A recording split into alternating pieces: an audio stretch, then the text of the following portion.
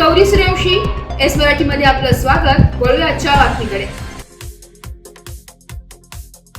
सुरगाणा तालुक्यातील आंबा पीक धोक्यात आलंय. आंब्याचा मोहर बहरत असतानाच ढगाळ वातावरण आणि विविध रोगांच्या प्रादुर्भावामुळे आंबा मोहर गळून 20% नुकसान झालंय.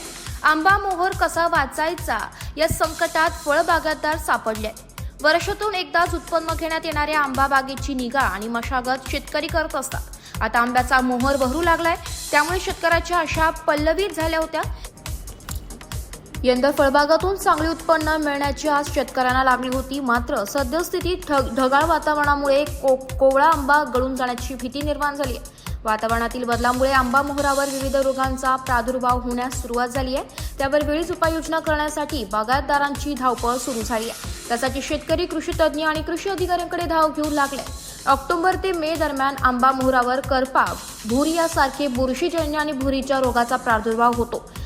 त्यामुळे या रोगाला आळा घालण्यासाठी कार्बेंडाझिम, थायोफेनिट, प्रॉपिनेप, ग्रायडिफॅन आणि बोर्डो या औषधांच्या मिश्रणाची फवारणी करण्याचा सल्ला कृषी विभागाकडून फळबागायतदारांना देण्यात आलाय. एस मराठी न्यूजसाठी प्रतिनिधी लक्ष्मण बाकुल, बोरगाव.